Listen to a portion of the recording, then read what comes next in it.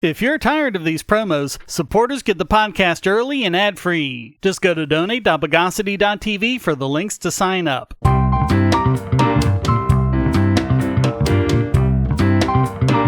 Welcome to the Bogosity podcast for the week of 13 February 2022, the podcast that takes security footage of outer space.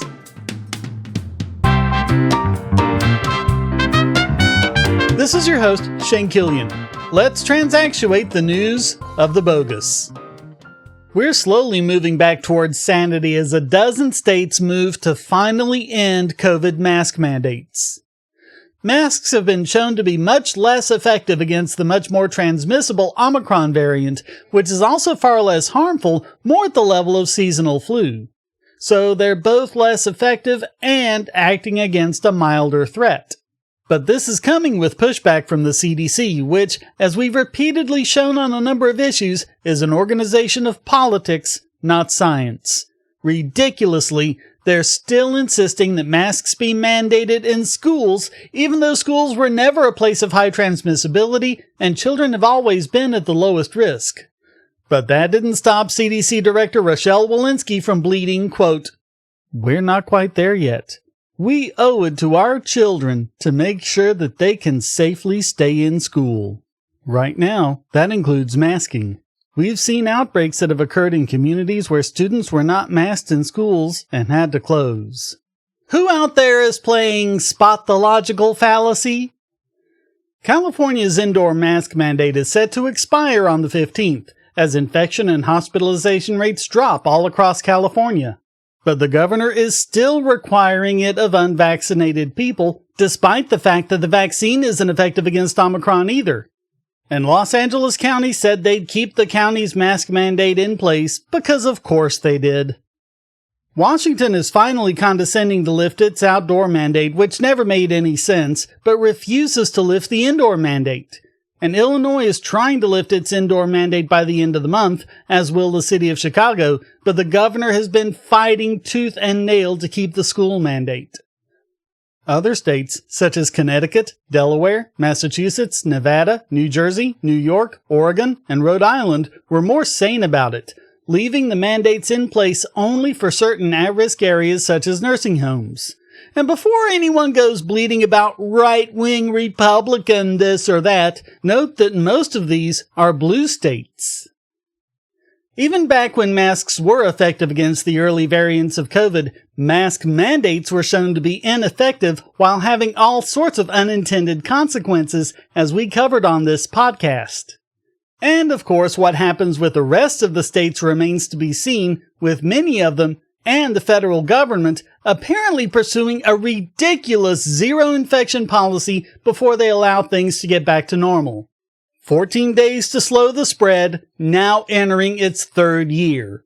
What was that Milton Friedman said? Nothing is more permanent than a temporary government program.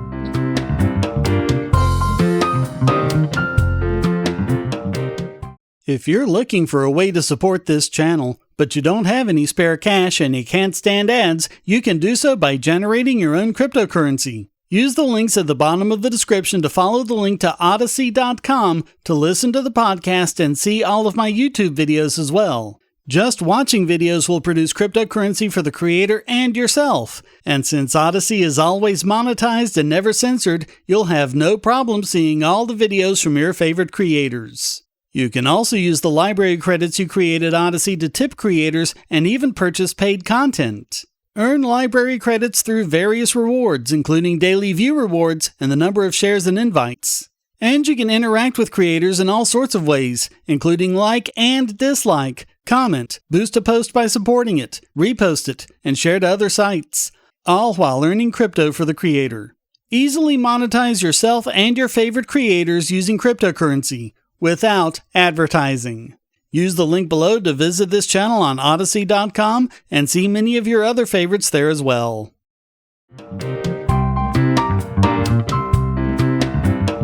More IP Bogosity, this time regarding right to repair in Massachusetts, where the enemies of consumers and small repair shops have actually got a judge, by reports, exasperated.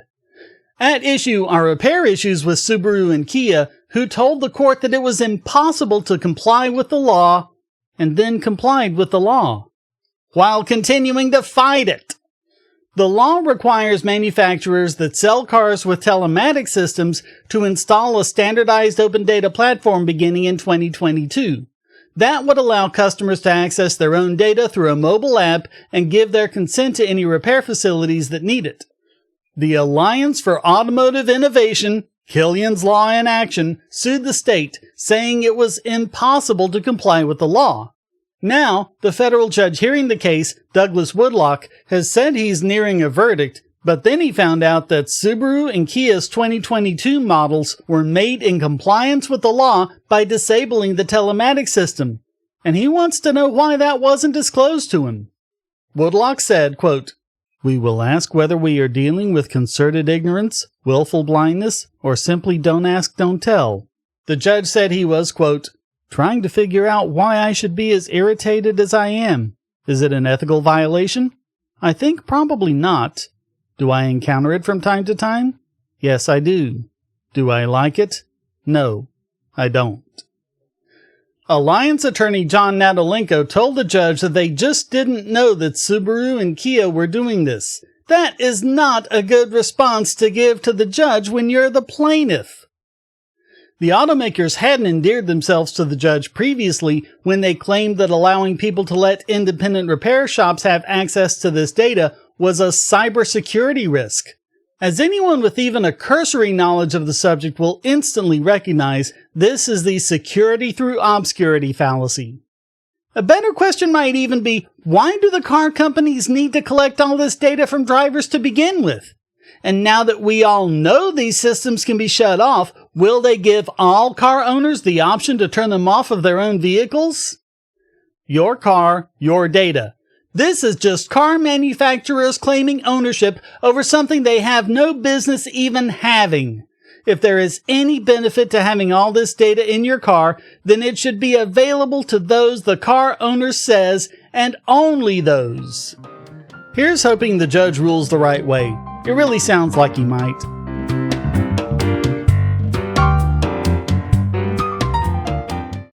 If you're on the Wi-Fi in a coffee shop or hotel, anyone on that network can get your traffic. Do you really trust all of those strangers? For that matter, do you really trust your ISP? A VPN can protect you from prying eyes, disguise your location, and even foil government censors. It's essential in this day and age, so go to vpn.bogosity.tv and you'll be taken to BoxPN. Starting at just $2.99 a month, you can get unlimited high-speed connections to VPN servers all over the world, and they don't log connections, so your privacy is assured. Traveling abroad, just VPN home, and don't worry about what those other governments are doing. Back at home, stop your ISP from traffic shaping and messing with the quality internet access you're paying good money for. You can connect from multiple machines at once, including your smartphone or tablet, and it supports all the secure standards, including OpenVPN and SSTP.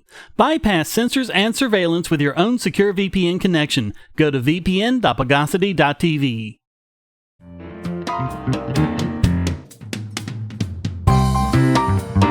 If there's one thing that's true of all governments ever, it's that they love their secrets. So much so that they're almost pathological about them, keeping things secret even when there's no reason to. That's true even in countries like the US, where the law says the government doesn't have that much secrecy. Even before the Freedom of Information Act, there was common law right of access, which predates even the Constitution and says that any documents concerning public policy or any government actor cannot be made official secrets. But even with that and FOIA, government has had a massive problem with overclassification, especially since 9/11, which the government basically used as a get-out-of-the-Constitution free card. The thing is, all this secrecy and overclassification has been shown to be counterproductive to both government operations and security. In fact, although they claim all this secrecy is necessary for national security, turns out all this overclassification is harming national security. You see, the more things you classify as top secret, the more people you need to give top secret access to. And you increase your attack surface, making it more likely you'll give all this data to the wrong person.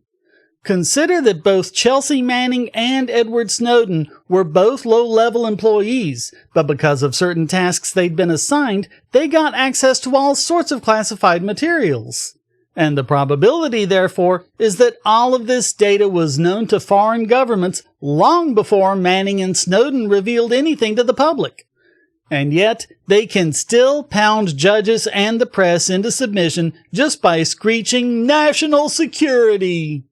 It's also expensive. Tons of taxpayer money is spent generating petabytes of classified data every month, and it even impedes the government when one department needs to share information with another. According to Avril Haines, the Director of National Intelligence, quote, "It is my view that deficiencies in the current classification system undermine our national security, as well as critical democratic objectives, by impeding our ability to share information in a timely manner, be that sharing with our intelligence partners, our oversight bodies, or, when appropriate, with the general public." She made the comments in a letter to Senators Ron Wyden and Jerry Moran, and went on to say that all this secrecy, quote, "reduces the intelligence community's capacity to effectively support senior policymaker decision-making, and further erodes the basic trust that our citizens have in their government. It is a fundamentally important issue that we must address." Ironically, the full contents of the letter haven't been made public. But really, don't expect anything to change, even though it's commonly known throughout the intelligence community that the real problem is when government information is known to China and other foreign actors, but not the American public, who can't act accordingly.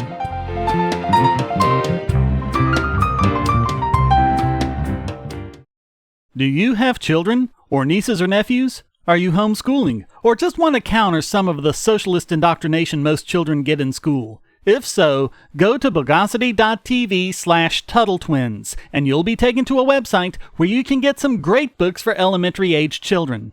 The Tuttle Twins books are books about liberty and free market economics that include children's versions of Bastiat's The Law, Leonard Read's I, Pencil, and Hayek's The Road to Serfdom, as well as books about the Federal Reserve and how regulations protect business cronies. They'll learn about the harm caused by eminent domain, or regulations passed in the name of safety, and fundamental concepts of liberty. And as you can see from the sample pages on the website, they're all easy to read and nicely illustrated. They're just $9.99 a piece, or get a special discount as well as free bonuses when you purchase all 5. You can even buy in bulk to donate to schools and local libraries. So get the Tuttle Twins books at Bogosity.tv/TuttleTwins.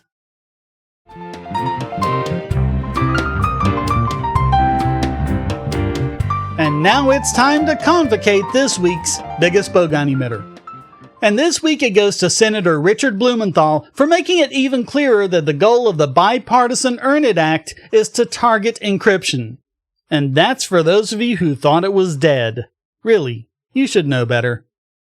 For years, Blumenthal has denied that he's targeting encryption, and anyone who says he is just a paranoid conspiracy theorist. Of course, pretty much every expert has confirmed that the act will undermine encryption, and much more of the internet as well, but that's just because they need to nerd harder. Come on, nerds, you can change how math works if you just try. 2 years ago, Blumenthal had said, quote, "This bill says nothing about encryption. Big Tech knows it, and either Facebook is lying or Big Tech is using encryption as a subterfuge to oppose this bill." Now, his newest version of the bill is an even more direct attack on encryption, becoming arguably more dangerous than Sesta Fosta. And despite their plaintive, "think of the children" cry, if anything, it'll make the problem of CSAM material worse, not better. The new version now expressly makes encryption a liability for any web service, since the very fact that they used encryption can be used as evidence that they don't properly deal with CSAM material. And even then, Blumenthal kept lying through his eye teeth, until he finally admitted it to WAPO reporter Kat Zakruski. Although she made sure to bury this point near the bottom of her lengthy story, she wrote that Blumenthal had said that, if they allowed them carte blanche to use encryption, they could use it as a, quote, get-out-of-jail-free card. So he knows perfectly well that he's targeting encryption. He's known it all along. That's the whole point of the act. and he doubled down with further comments, quote, "The treatment of encryption in this statute is the result of hours, days of consultation involving the very wise and significant counsel from Senator Leahy." Sorry, I couldn't say that with a straight face. Who offered the original encryption amendment and said at the time that his amendment would not protect tech companies from being held liable for doing anything that would give rise to liability today for using encryption to further illegal activity. That's the key distinction here. Doesn't prohibit the use of encryption, doesn't create liability for using encryption, but the misuse of encryption to further illegal activity is what gives rise to liability here. If you're having trouble following that, well, that's because it's complete word salad. It basically boils down to, it doesn't create liability for using encryption, it just creates liability for using encryption. Buried in there somewhere seems to be the excuse that it doesn't prohibit encryption, just creates massive liability. But what's the difference? It's still a penalty if they encrypt communications and someone uses that service to do something bad. I know what he actually said was misuse of encryption, but that's just proof he has no clue what he's talking about. The mere concept that it could be misused makes the entire issue of encryption moot. All use is potential misuse. Folks, this is why conduit protections like Section 230 are so important. They keep companies from having to constantly spend millions of dollars to prove that technical decisions are okay and not a misuse. Change that, and you make it ridiculously risky to use encryption. Despite Blumenthal's bleeding, the Earn-It Act is an attack on encryption. All encryption, no matter the use. So all of that makes Senator Blumenthal this week's biggest Bogon emitter.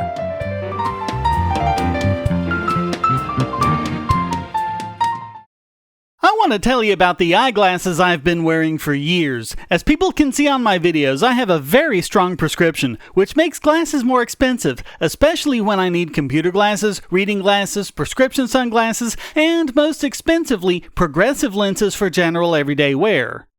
To save money while still getting quality glasses, I get them from Firmoo. In fact, I just got a pair of progressives with high-index aspherical lenses and a nice pair of frames my wife loves for just over $100. It would have been $500 to get them through my eye doctor. Not only do they look good, the glasses are durable. I've worn many pairs for several years without problems. All orders come with a 30-day return policy, a 3-month warranty, and one-on-one customer service. Go to Firmoo, that's FIRMOO.Bogosity.tv anytime you need quality glasses at a low price. Once again, that's Firmoo.Bogosity.tv.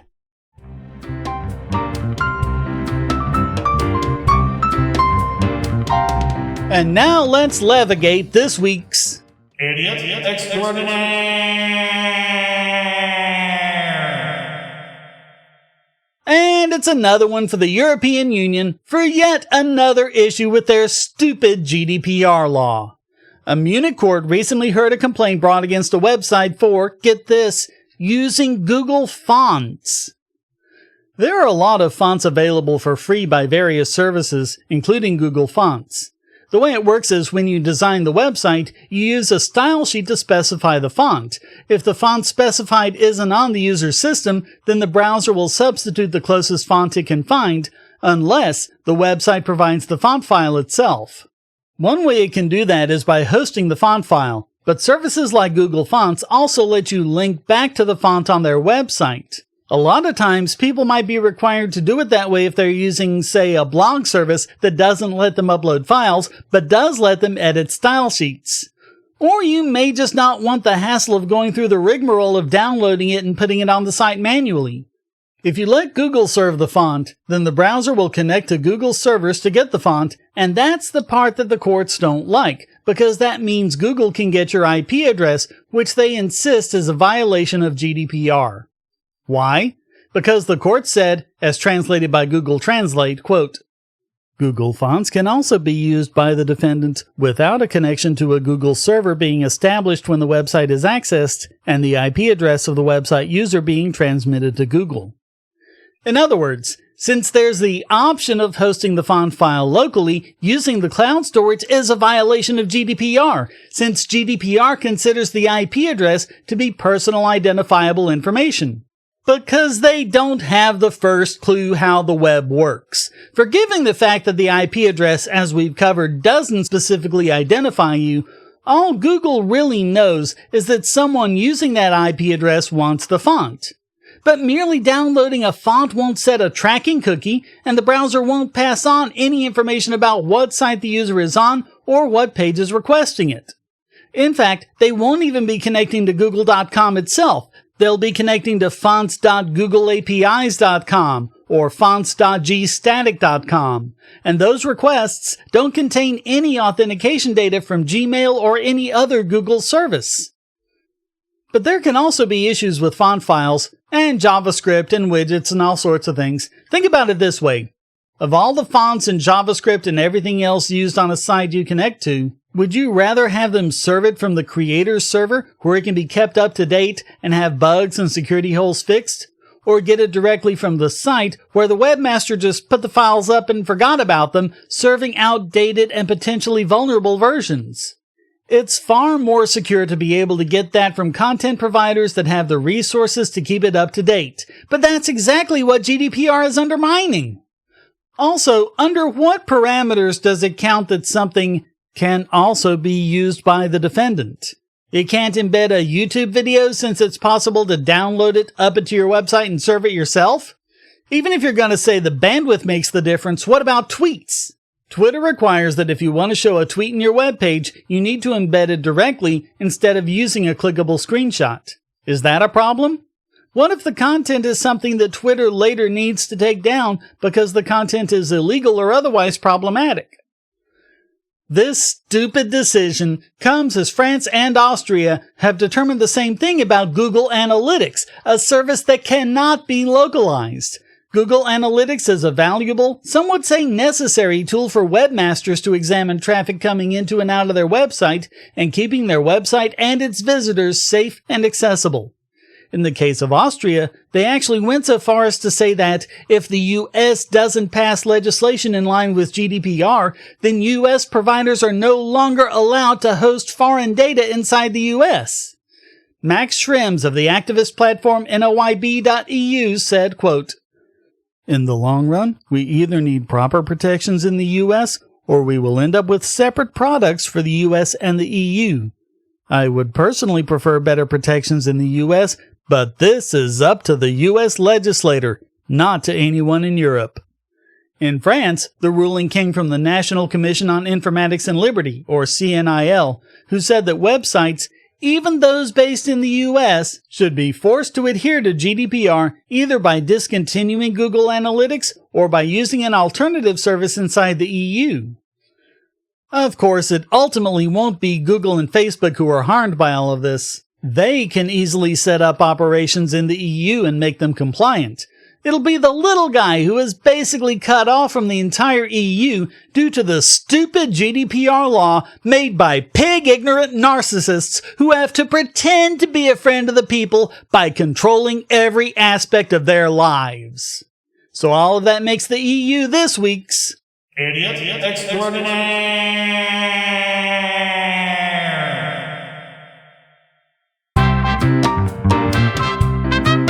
Well, that wraps up this "If a Hungry Cannibal Cracked Your Head Open, There Wouldn't Be Enough Brains to Cover a Small Water Biscuit" edition of the Bogosity podcast. I hope you enjoyed it. If you did, please go to donate.bogosity.tv for several ways to support, and discord.bogosity.tv to join the discussion. Subscribe at Patreon or Subscribestar, and you can listen early and ad-free. Thank you for listening. Until next time, here's a quote from Pat Condell. "Indeed, if there's one thing a Euro politician despises and fears more than anything, it's the democratic will of the people."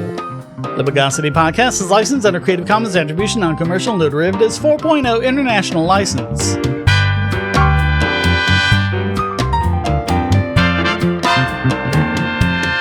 Bogosity.